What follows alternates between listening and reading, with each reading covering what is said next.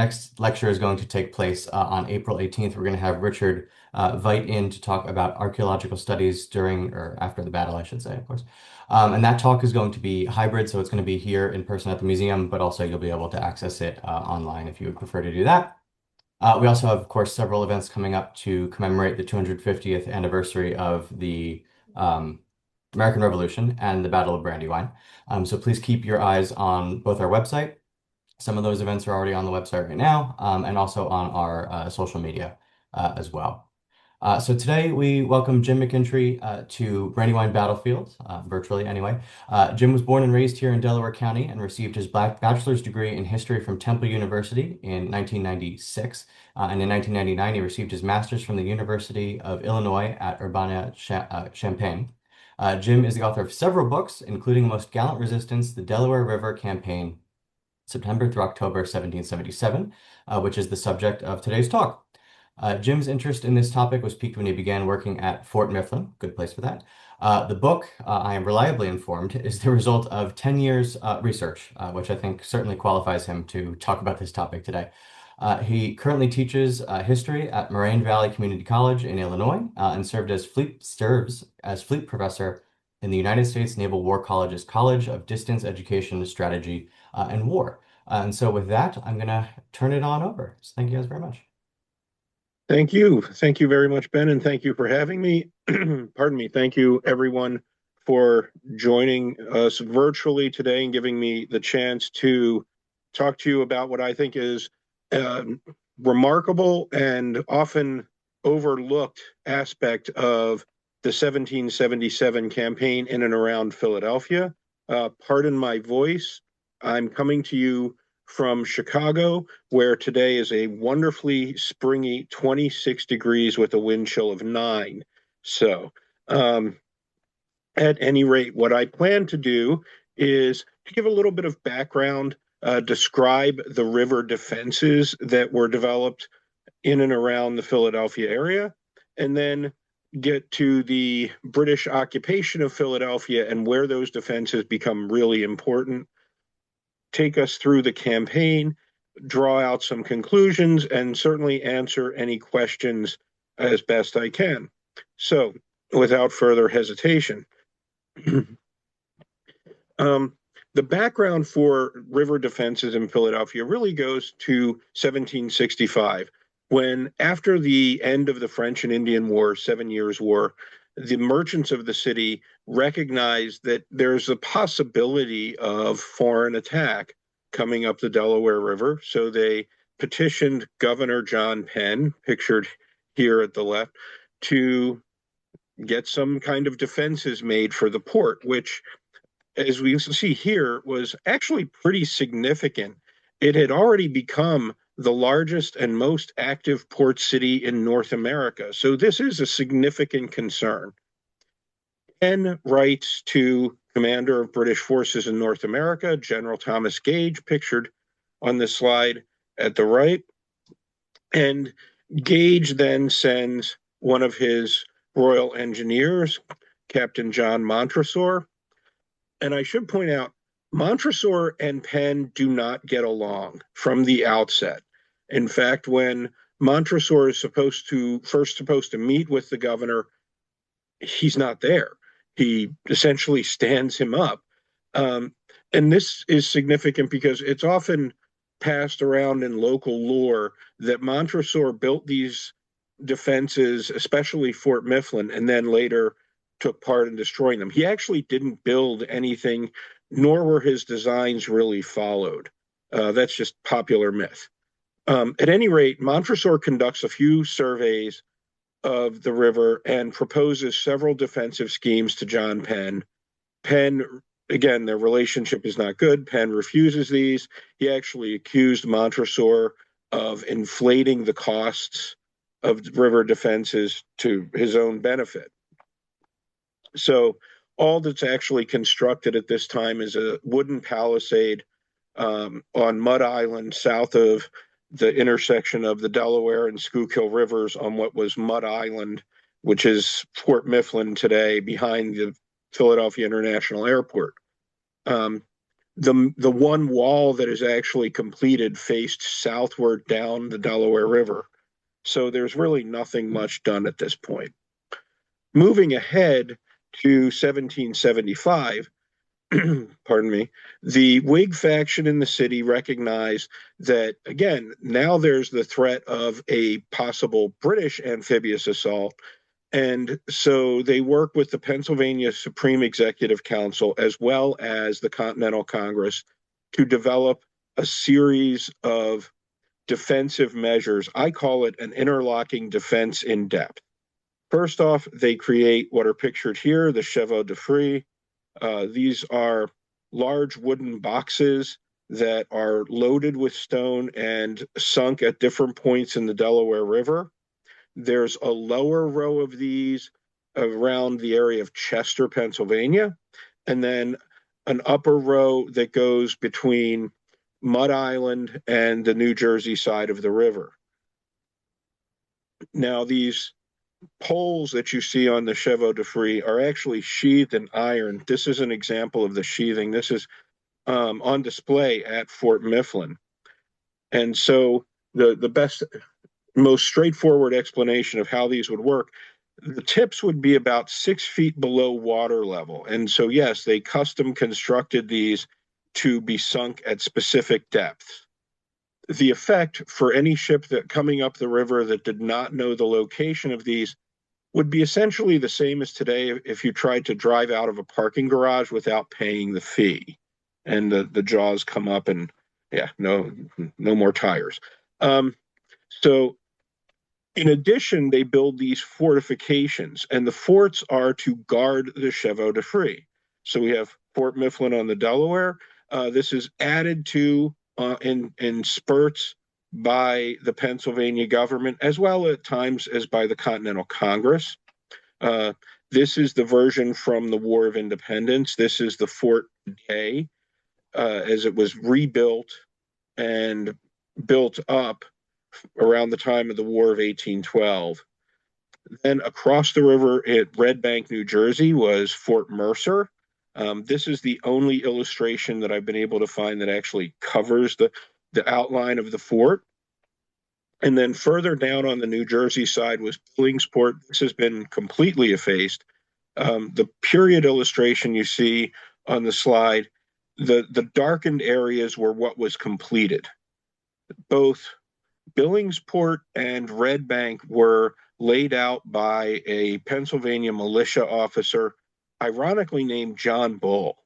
At any rate, he set out these fortifications, and they're very large. They're very ambitious. And this leads to one of the issues that I'll describe in a few moments with this defense in depth. Finally, to link these together, there is a Pennsylvania State Navy. At the time of the campaign for the Delaware River, it was under the command of Commodore John Hazelwood, who was a Philadelphia merchant of Irish descent who had been fairly successful and eventually rose to command this force. The force he commanded, the British often referred to it as the Mosquito Fleet, a derogatory term because the largest vessel in it was a frigate, the Delaware, which is actually lost fairly early in the contest. Brigs, sloops, expecs are small, shallow draft vessels with lateen sails. These can dart out into the Delaware River, and if they come under pressure from a larger British vessel, simply go up one of the streams that empties into the river, as well as row galleys, guard boats. Again, essentially mostly smaller vessels. I think the term mosquito fleet is actually useful in the sense that they often do come out and annoy the larger ships of the Royal Navy during this campaign and then quickly move away, oftentimes, as I mentioned, going up the various creeks that empty into the Delaware where the larger ships of the Royal Navy can't follow them. So this is the defense that they've created. And looking at the map, we can see this is the lower level of chevaux de frise. There's Billingsport, and then further up, the upper chevaux de frise, Fort Mifflin, Fort Mercer. There are some critical vulnerabilities, if you will. One, there's no obstacles on the Pennsylvania side of the Delaware. The reason being it was considered too shallow to necessitate these. That will become a problem during this contest. Um, Likewise, these defenses are never quite completed. The Pennsylvania authorities, as well as Continental Congress, are often, their attention is often drawn off by the need to support the main Continental Army in the field. For instance, the first artillery unit brought into Fort Mifflin under Colonel Proctor was actually drawn out in December of 1776 to support Washington in what became the Trenton-Princeton campaign. So, moving ahead to 1777, William Howe, pictured on the left of the slide here, or on my left, I should say. Um, After the battles of Brandywine and Paoli, manages to capture Philadelphia. His subordinate, General Earl Charles Cornwallis, leads the march into the city on September 26th. To maintain control of the city and to even consider any subsequent moves, Admiral Sir Richard Howe needs to open the Delaware to resupply and reinforcements. They consequently they need to be able to move these sunken obstacles, and likewise, they need to be able to take over control of these forts or disarm them. Basically, they need to open the river. Is the long and short of it. Uh, Acting on this, William Howe dispatches Colonel Thomas Sterling of the 42nd Regiment, the famed Black Watch. Sterling takes elements of the 42nd, the 10th, and the 71st British regiments, basically a pretty significant detachment, about 1,000 men, out of Germantown. And incidentally, it's this detachment leaving Germantown that convinced Washington, when he received this information, to take the gamble and make his attack at Germantown. Sterling leads his detachment out on October 1st, and of course, Germantown is October 4th. So they move down the Pennsylvania side to Chester, Pennsylvania, cross and attack Billingsport. Now, Billingsport at this time really was little more than a redoubt. There's the walls and some guns facing the river, but the rear of the fort is open. And so when this 1,000-man British force arrives, the few hundred defenders, many of whom are New Jersey militia, decide that discretion is in fact the better part of valor, and they abandon the post. The Pennsylvania Navy actually comes down and lifts many of them out of the area and brings them up to Fort Mifflin. Interestingly, if Sterling had actually probed northward, he would have found that Fort Mercer didn't even possess a garrison. So if he had moved north, he could have captured Fort Mercer, and my talk would end here, because Fort Mercer is the key springboard to bring supplies and troops to Fort Mifflin. Without Fort Mercer, Fort Mifflin becomes untenable. So but he sticks to his orders. He takes Billingsport and then returns to the Pennsylvania side. Up until this time, Washington really hasn't paid too much attention to these forts. In the book, I argue that much of this is probably due to the experience of Fort Washington the year before in the 1776 campaign, where a fort that is well garrisoned is captured and the garrison is taken as well as their supplies. He's not willing to risk that sort of thing happening again. But after Germantown, things change for both sides. For William Howe, he recognizes that to open the river, they really need to take these fortifications. And so his next target is going to be Red Bank or Fort Mercer. Washington also starts to recognize the significance of these posts. And so one of his moves, he sends in the 1st and 2nd Rhode Island regiments, the 1st Rhode Island being under the command of Colonel Christopher Green, pictured here. Um, Green is a cousin of Nathaniel Green, and he was a successful businessman from Warwick, Rhode Island, and he joins the Patriot movement early. He's part of the Kentish Guards, takes part in the Lexington Alarm, is actually captured in the assault on Quebec in December of 1775, and is promoted to colonel while still in British captivity.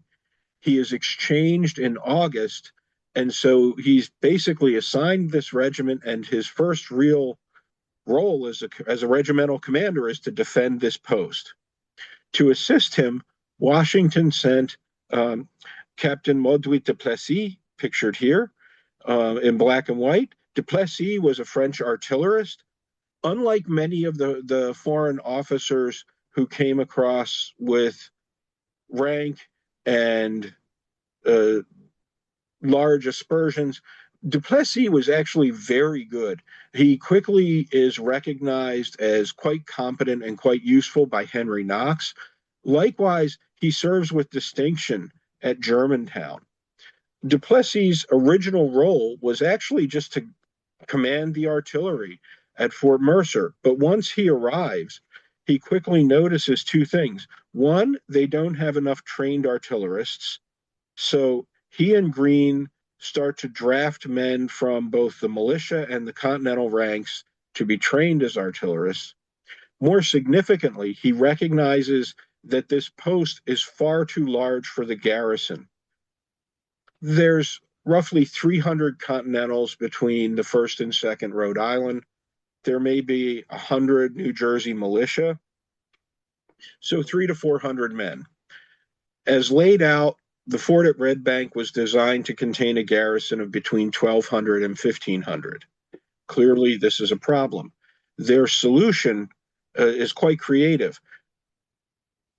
Duplessis draws out a line from the Delaware River to the eastern ramparts here, and they dig a ditch and basically cordon off a whole section of the fort, which they then abandon. They do leave some obstacles in it, the series of abatis, okay, felled trees with the branches sharpened facing outward to create an obstacle. Meanwhile, in Philadelphia, Howe is planning this assault. Word spreads around, and Colonel Count Carl Emil von Donop of the Hessian contingent receives information that this operation is being planned.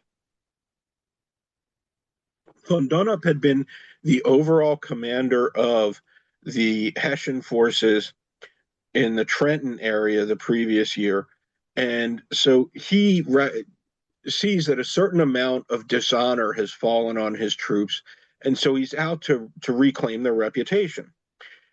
He requests the honor of making the assault. Hal grants this. Then, when von Donop asks for heavy siege guns to bombard the post, Hal replies that if the Hessians can't handle it with their own materials, the British will take care of the post. In the diary of Leopold von Baumeister, a major in the Hessian Corps, as he passes on, Hal ordered von Donop to take the post by coup de main, or frontal assault. So there's some conflicting testimony, but in either case, really they're going to move in with just infantry. Von Donop takes the Grenadier battalions von Lengerk, von Linsingen, von Minnegord, as well as a Hessian infantry regiment, von Mirbach, and the Hessian Jäger Corps, who under the command of Captain Johann von Ewald, who's also another very interesting figure in all of this. Along with them are the Ansbach Jägers. So he's got a pretty significant force, about 1,100 troops that he leads into New Jersey. The overall plan is that the Hessians will attack the fort at Red Bank on October 23rd, and that same day, British ships in the Delaware that have managed to make their way through. They canted, moved some of the chevaux de frise in the lower row. They're going to add their guns into a bombardment of the fort on Mud Island. So this major push is going to come about on the 23rd. On the morning of the 21st, Von Donop leads his troops across the Delaware from the Arch Street ferry to Cooper River, now Camden. And then they bivouacked at Haddonfield in New Jersey that night. They make their way towards the fort on the 22nd, a day early. They arrive before the fort about noon, and Von Donop calls on the garrison to surrender. They reject the idea. Um, he then plans an assault, has his men making fascines, bundles of sticks to use when they cross over the ditch by the fort. This takes them until about 4 in the afternoon. And the idea would have been for the von Minnegrod to come in from the north, the Mirbach to come in from the center, and Lingerk to come in from the south. All of these, they were going to synchronize their attack to take place at 5 in the afternoon. Maybe not so ironically, given von Donop's track record to this point. He is leading the von Minnegrod, and they jump off prematurely. They cross into the abandoned section of the fort on the north side, and they have to start making their way through these felled trees. This is where one of his other impatient problems comes to the fore. In preparation for the attack, they hadn't brought any saws or axes, any tools with them in case they had to make their way through obstacles. As they finally make their way through, now, meanwhile, this has given the garrison time to see, hey, there's this attack coming. And so they muster the bulk of the troops on the north wall. When the Hessians make their way through, they unleash a devastating series of volleys.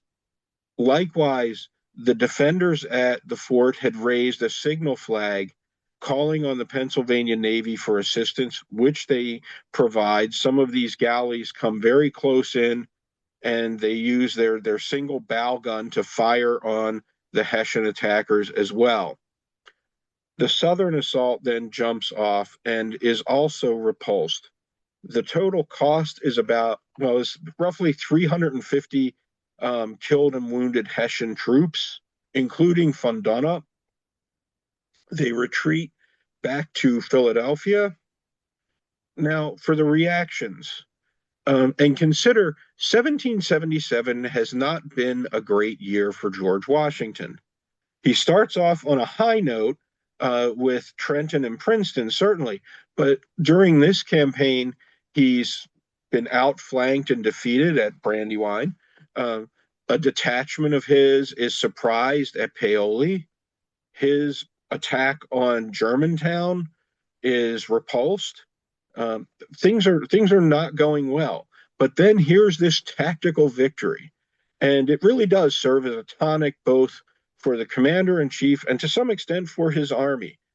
He writes to George Clinton, the governor of New York, as you can see here, I have the pleasure to inform you that the Hessians under the command of Count von Donop attempted an attack at the fort on Red Bank and were repulsed with the loss of about 400 men, right? This is good news, and he's very quick to spread it. Likewise, his spy master, Benjamin Talmadge, writing to General Samuel Webb. Okay? And Talmadge is also bringing information that he has acquired from his sources in Philadelphia, right? That the Hessians' morale is really depressed. They've taken heavy casualties. I do also like that he places the casualties at 500 men. The number of Hessian casualties seems to grow in the telling each time they send news to another recipient. Okay. Now, keep in mind, this was supposed to be part of an overall push, right? The Royal Navy was going to come in if they had attacked on the 23rd. Well, as The captains and sailors on these vessels in the Delaware hear the sounds of the fighting at Red Bank. They assume that perhaps the attack had gone ahead early, and so they maneuver into position. One of their vessels, the HMS Augusta, becomes stuck on a sandbar. Now, the Augusta is a ship of the line, a 64 gun. She becomes stuck on a sandbar. All efforts to free her fail. The next morning, October 23rd, the artillerists at Fort Mifflin see that the Augusta is still in position, and they start to concentrate their fire on her. There are two different versions but they lead to the same ending.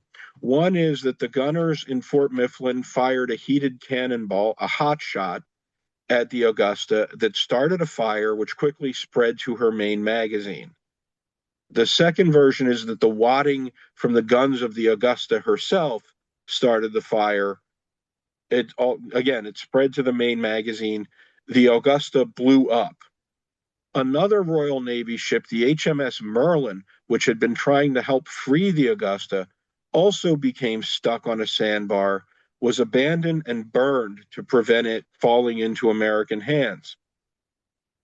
Now, here we have Thomas Paine, who actually was writing to Benjamin Franklin and included, he heard the sound and saw the plume of smoke coming up from the Augusta. Okay. And again, this is a significant victory at the tactical level for the Americans. Okay. Here we have Henry Lawrence, President of Congress, writing to Robert Howe. Okay. And he couldn't resist a little bit of a play on words here, right? These cannoneering heroes, Hazelwood, Colonel Smith at Fort Mifflin, well, I'll talk about shortly, and Colonel Green at Red Bank, don't they deserve to be canonized or sainted for their efforts? Okay, but again, this goes to show this is being seen as some very significant and positive accomplishments after a not very good year in the Philadelphia area. Finally, next we have John Adams writing to Abigail Adams, and he notes, right, forts have been defended with a magnanimity which will give our country reputation in Europe.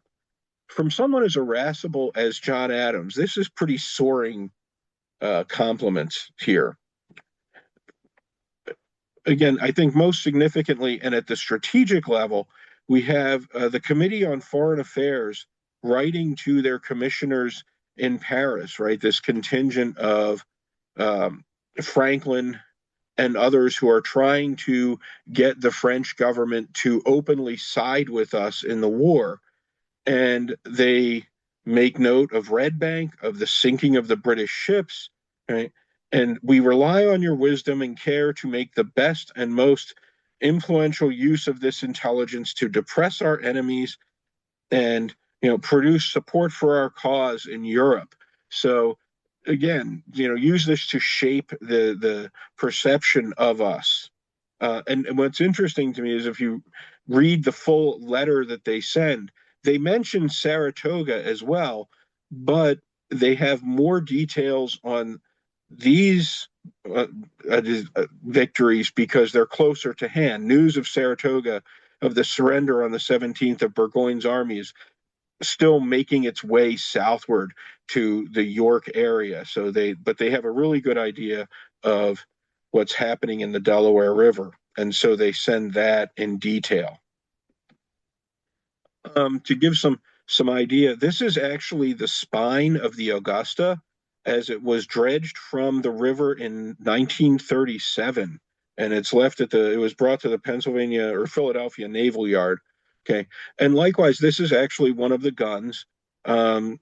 We do manage to get some of the equipment off the ship, and this one is now on display at Fort Mifflin. Okay. Fort Mifflin then becomes the center of British attention. Okay. And time is becoming a real factor.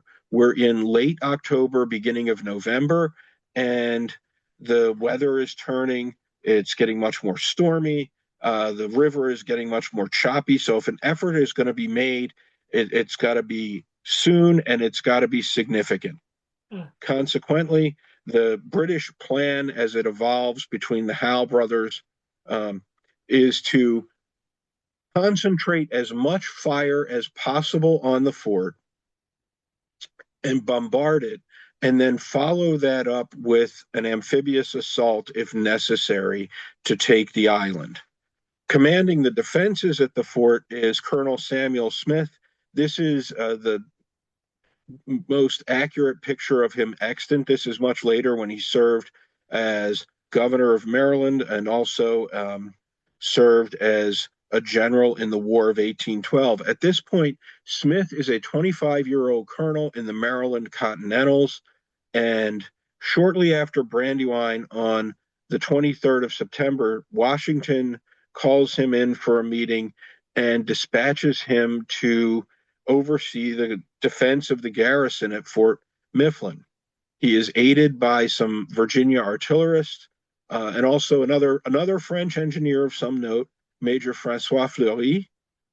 Fleury's job is going to be to repair at night the damage that the British inflict on the post during the day. So Smith assumes command at the post. Now, between the repulse at Red Bank on the 22nd, moving forward, the British are preparing a whole series of cannon positions on the Pennsylvania side. They set up redoubts on Carpenter's Island and so forth, as you can see on the map here.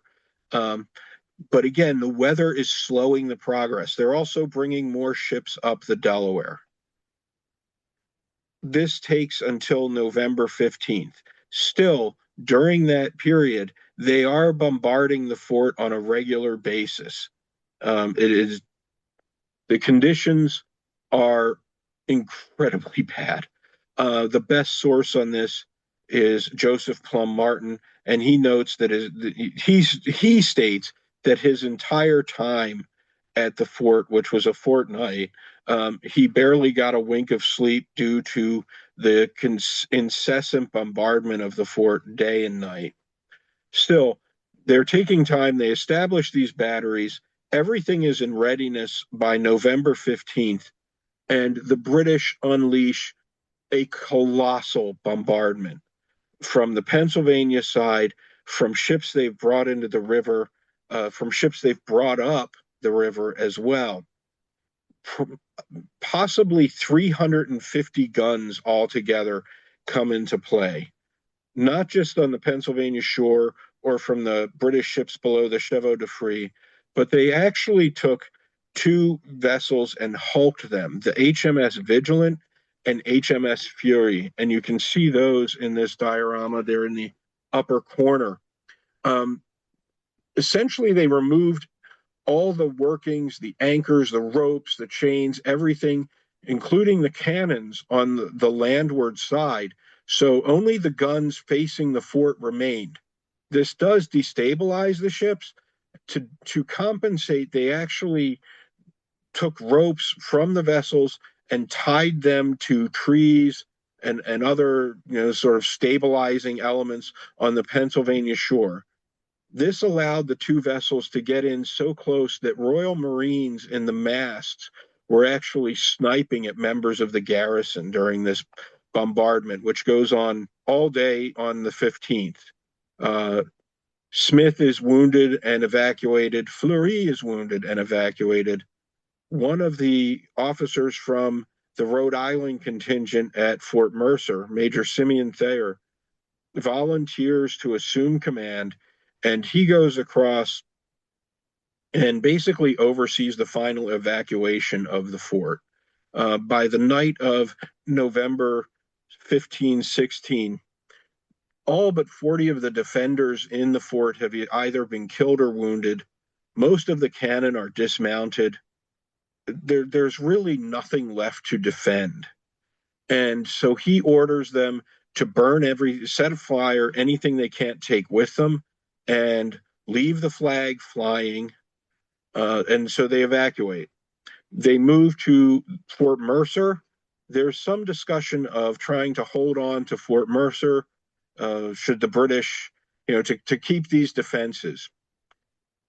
This all becomes academic when they receive intelligence that Cornwallis is in Gloucester, New Jersey, with approximately 5,000 British troops newly arrived from New York.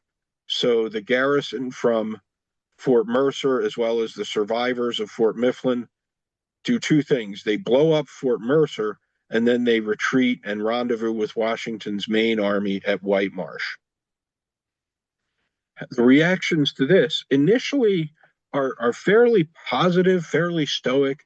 As you see James Duane here writing to Philip Schuyler in New York, the garrison have immortalized themselves by uncommon valor and perseverance.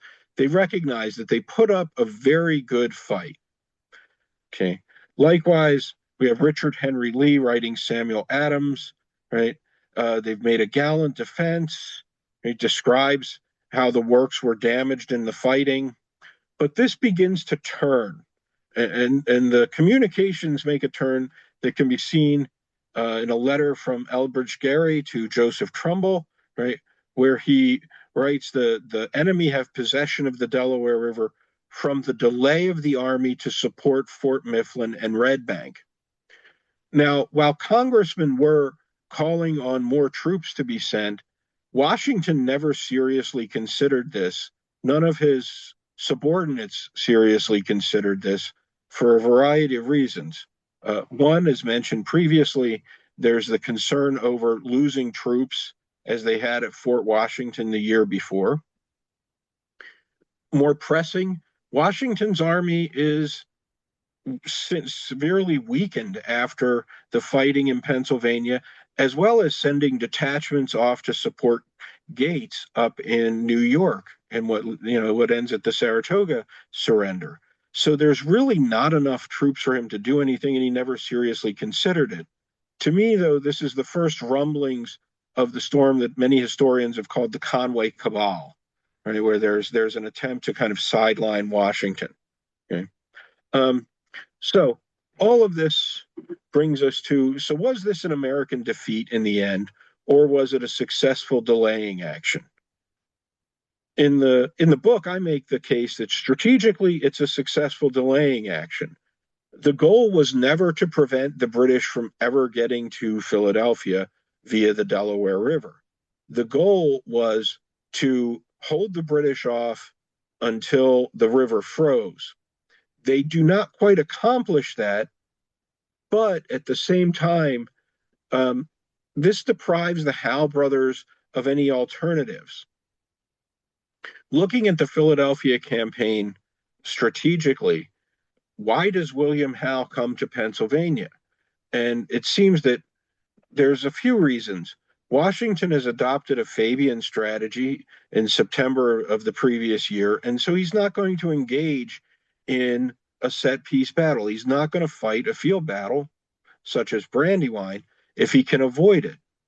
Well, if the British threaten the American capital, he can't avoid fighting a battle to try and defend that capital, to defend the Congress.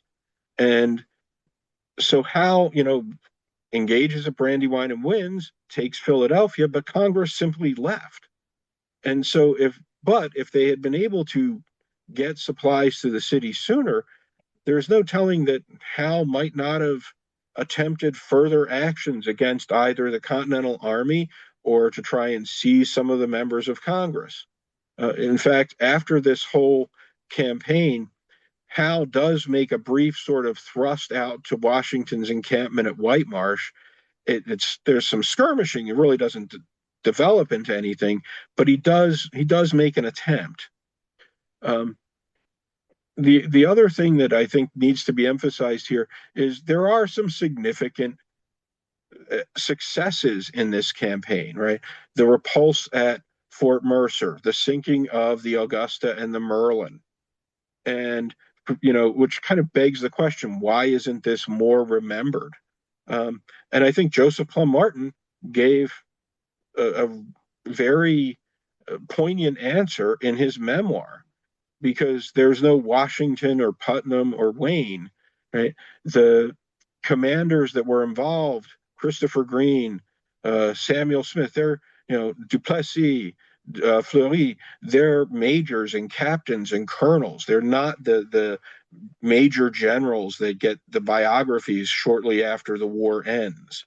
And so I think that's one of the reasons why it kind of faded out. But the action itself was pretty intense and I think very significant. So those are my conclusions, and I'll be happy to take any questions.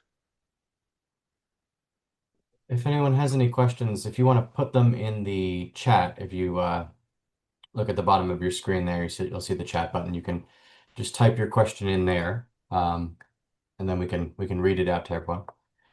If anyone has any questions, I'll give you a moment to write those out. You do.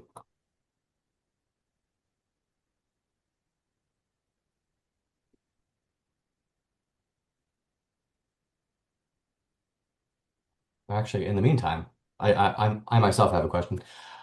So when we talk about the Battle of Brandywine, we talk about General Howe coming down from New York and all that sort of stuff, and his initial kind of foray into the Delaware. And from what I've read, there are indications that the defenses along the Delaware were actually quite weak, but Howe didn't got bad information about this.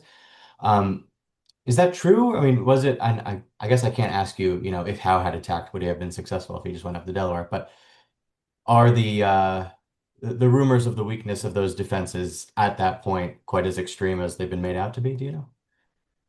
Well, I was going to say, go ahead and ask, because there's actually a really interesting account. So, and a wonderfully British name, Captain Andrew Snape Hammond of the HMS Roebuck, which is a British frigate that's been on patrol in the Delaware Capes, and has actually engaged with the Pennsylvania Navy. They fought a couple actions in May of that year, or actually, I'm sorry, May of '76, and Hammond has a pretty good idea of the defenses. And so when the Howe brothers show up, he's summoned to Admiral Howe's flagship, the HMS Eagle, and he gives them what today we would call a brief on, okay, this is what I've observed to date. And as he puts it in his autobiography, the general and the admiral went into the admiral's private quarters and came out and declared that they were going to the Chesapeake. And Hammond actually was stunned. He was saying, well, what about Newcastle? That's a viable port. You could land there. So, he really didn't understand this decision. It seems that between them, they had decided that if they, and there's some logic to this in context. The British fleet leaves New York. They pass over Sandy Hook on July 25th. They're in the Delaware Bay on the 29th. They've had a really short, smooth voyage up to this point. And so potentially, if they go back out to sea, go up the Chesapeake, it'll be a fairly quick move, and it might make Washington think that they're actually headed further south to Virginia or the Carolinas. That's a supposition many historians have put out there. I think it's possible. I emphasize that it's supposition because we really don't know. The problem is William Howe's papers, his private papers, are destroyed in a fire in the early 19th century. So any kind of personal, like this is why, any kind of diary he may have kept is not, at least as far as we know right now, doesn't exist. All right, so we have one question from Samuel here. He says, what was the effect on American morale of the loss of Philadelphia and the Delaware? Did the British suffer by tying their troops to Philadelphia? Um, so for the morale in Washington's army, um, at both Brandywine and Germantown, they actually come away, even though, so Brandywine, though it's a loss, they actually march away thinking, okay, better luck next time. They feel they've acquitted themselves well. They stood up against the British toe to toe for a day long battle, and even though they were outmaneuvered at the end, they compensated. So there's this feeling like, yeah, we lost, but we did a lot better than we've done previously, especially for those who had stayed in the Army after the New York campaign of the previous year. Likewise, at Germantown, there's more the thought of, we ran out of ammunition, we pushed the attack too far. And then there's also some talk, among the officers, there's the discussion about the focus on the Chew House. But there's not this feeling like, oh, the British beat us and they've taken Philadelphia. They actually, especially after Brandywine, are looking for another chance to test their mettle against the British Army. So, as far as morale among the civilian populace, there's more concern. There's loyalists who are looking forward to the British coming into Philadelphia, um, especially people like Joseph Galloway, who have been sort of oppressed by the Whigs. For the Whigs, if they can, they're going to try and leave the city and get out into the countryside. Um, Among certain groups, especially the Quakers, there seemed to be hope because the Quakers, some like any other group, some were loyalists, some were not, but they really didn't take an active role. Consequently, many of them were branded as loyalists, and as I'm sure working there's a Quaker meeting quite close to Brandywine Battlefield, if I'm not mistaken. Mhm. Um, and I know Andrew Uten has done some work with the records from that meeting house. Some, were actually arrested and imprisoned by the Whigs who viewed them as traitors.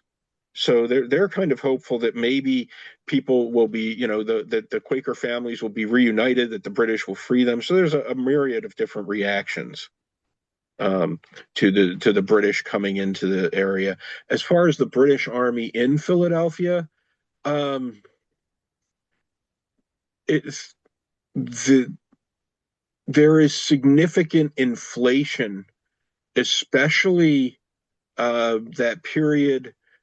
The British occupied the city on September 26th until late November, when ships can start getting up the Delaware River. Economically, it's really difficult in the city, both for the residents and for the garrison.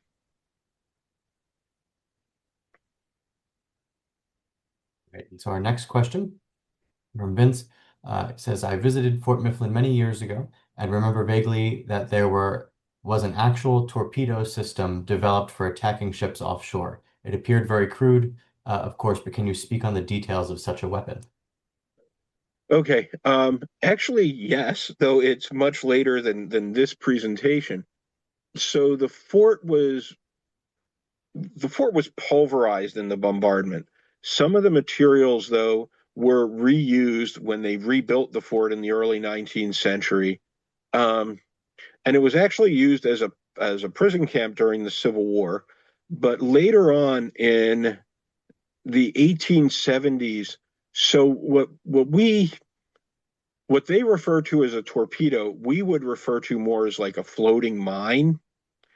And so there's a casemate at the fort with a hole in the floor and sort of a water duct system that would lead into the moat around the fort.